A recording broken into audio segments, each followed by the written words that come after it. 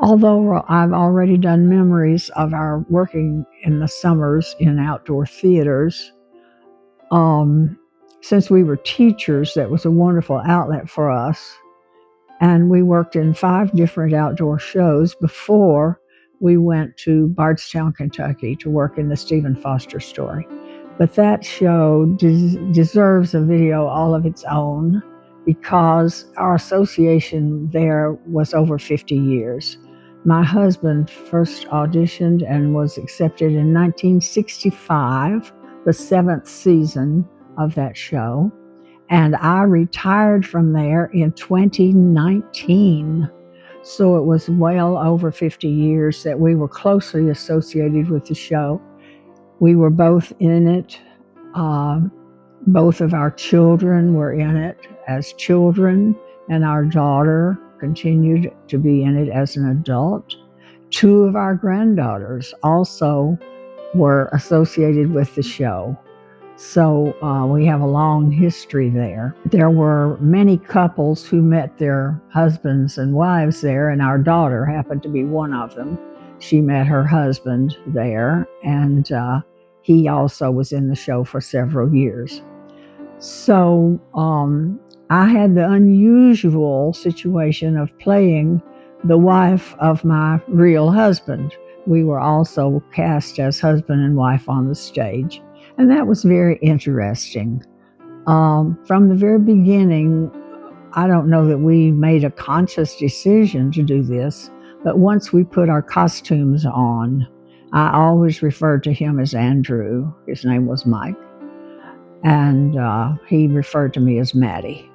And that was just the way we just became those characters. And I was really glad because one night in a scene when I was up in the balcony and he was down on the stage level, he slipped and fell. And I immediately improvised and said, "Are you all right, Andrew?" So I was glad I was in the habit of doing that when he had those costumes on, so I didn't have to break character. So working at Bardstown all those years was very interesting. We met so many wonderful people. And the town there was very involved in the early years of that show. When they had financial troubles, a lot of shows just closed.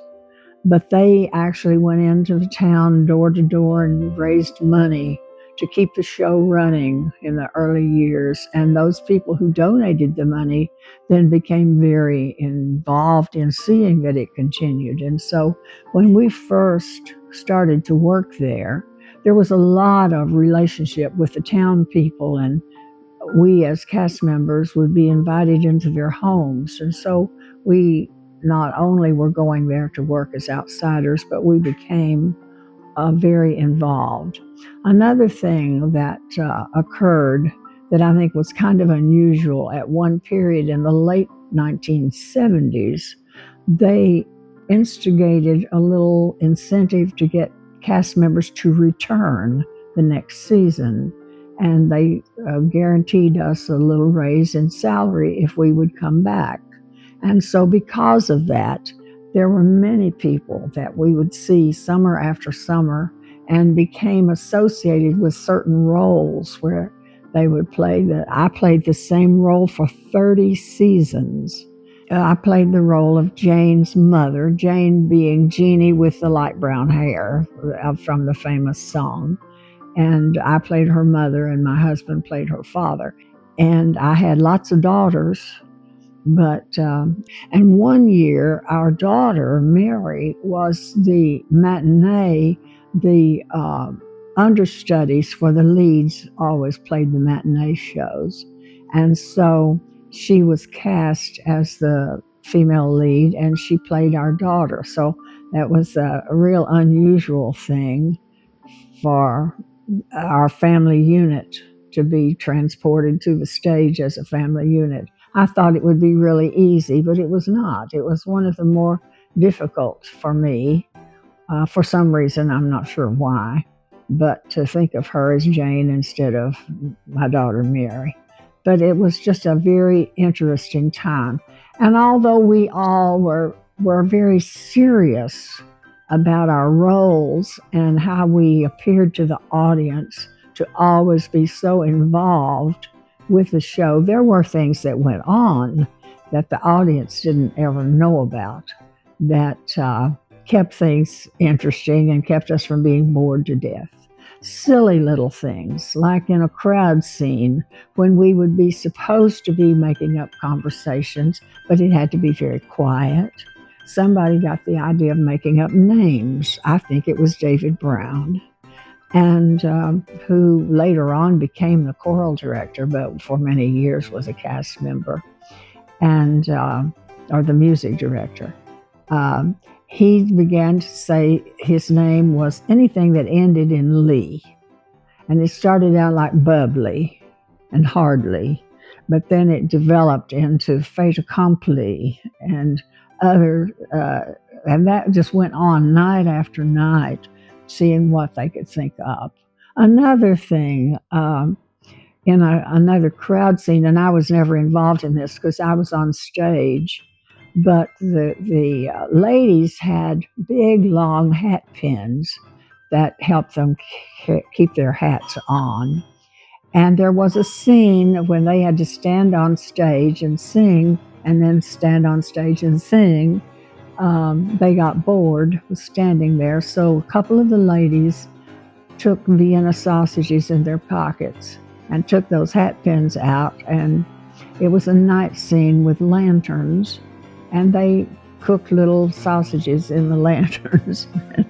And no one knew this. Even the director didn't know it, and he was sitting in the audience watching every night.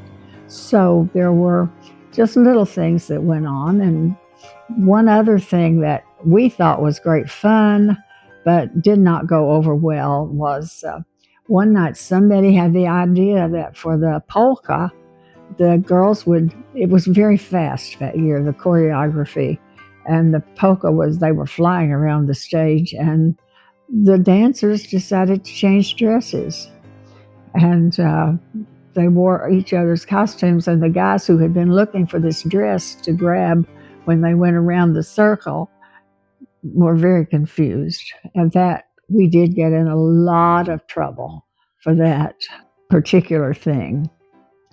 One night, you're not ever allowed to break character, and we were in a scene where we were all facing upstage listening to a big speech on stage, when all of a sudden behind us we heard crackling and rustling and movement.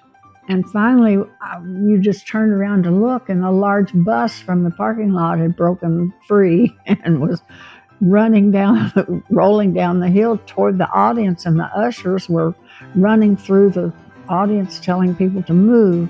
Fortunately, there was a culvert, and the wheels, when the wheels of the bus rolled into the culvert, it turned them, and so the bus rolled down the side of the theater instead of through the theater. And so that was one night that we all turned around and looked at the audience at an inappropriate time, but it was a good reason. We didn't know if we were going to have to clear the stage. There was a lady in the show who was seated with those of us who had names, who were playing featured roles, and she didn't have a name. She was just in the chorus. And so we decided we'd make up a name for her. And I had a line where I was sewing for my daughter, and I said the line was, we could have had this dress made by Mrs. Talcott, which was just made up in the script. And so I just said to her, why don't you be Mrs. Talcott? And Mrs. Talcott was just mentioned. And then we decided she had to have a first name, so we decided Maud.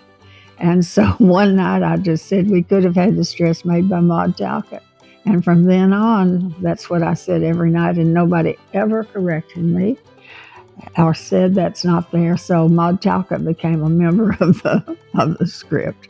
So speaking of hats, another funny thing, there was a line I had to say, "Oh, Andrew," and hit him with my hat on the shoulder, don't say that. And I had a nice hat, and the costumer said, "You cannot hit him with that hat."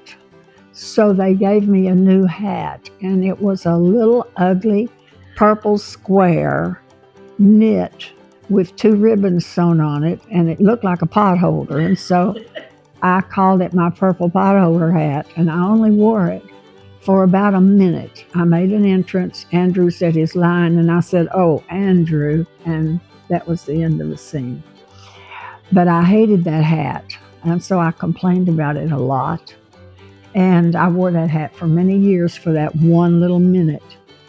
When we were on tour in Japan one year, somebody got the idea to see how many people could wear that little potholder hat in one show without anybody knowing it. And so we ended up, 8 people actually took that little hat on stage that night. And so I have a picture of the 8 of us holding out the potholder hat. So it was just little things like that. We were so fortunate to be invited to Japan. And the reason we were was that the Japanese people are extremely fond of Stephen Foster's music. And I'm just telling you what I have been told, that early on in the early 1900s, a teacher from the Boston area was invited to Japan to work up a music program for their schools. And he found that the Stephen Foster music fit into what he was doing. It was easy enough. And so they are very familiar with Stephen Foster's music and teach it in their schools. In fact, I asked when we were there the first time, I asked if I could visit a school since I was a teacher, and they set it up. And so several of us visited a school, and in their music room, classroom, where we would have pictures of composers, famous composers, they had those same famous composers, but in addition, they also had a big picture of Stephen Foster as one of their famous composers. And we thought that was interesting because in this country, although he's well recognized, he would not be considered as one of the most famous composers. So it was very interesting, and I feel very fortunate to have been invited 2 different times for the cast to go to Japan. We went the first time in 1985, and then we returned in 1997. And both of those trips were very wonderful opportunities for all of us to do that. After I played on the stage for 30 years, then it was definitely time for us to retire as Jane's parents, because we were really getting kind of long in the tooth to be playing these roles. But then I moved backstage and became the costumer for the second shows. They had begun to do shows that would eventually be alternating with Stephen Foster's story. But then eventually I became the costumer for the Stephen Foster story. I was there 47 seasons, but I was not there the longest. The original costumer, not the beginning costumer, but the one who had started about the 6th year, stayed, I believe she was there a total of 55 years. And in the same costume design department. And then I started as her assistant. Her name was Cy Arnold. She designed some beautiful things that were so well made that they are still in use today. And they are now, I believe this will be the 66th season. It has run every year except 2020 during the pandemic. They did not have a season, but it's one of the most successful of all the outdoor dramas. I think that other than the fact that a lot of people returned year after year, and we became very close and still feel that closeness to the people. Also, the after the original directors, many of the directors through the years were cast members first, and then later on would come back as directors. And so we felt very close to the whole staff and cast. It was just a wonderful experience. And although I feel like that it couldn't possibly still be that same way, I have heard some of the more recent cast members talk about how excited they would be if they came back a second season, that they felt like they were coming back home. And so I think that's a real credit to this little town of Bardstown, to make people feel that welcome and that that's a place they want to come to work. And so it was just a wonderful conclusion to our many summers of working outdoor drama to spend our whole time there.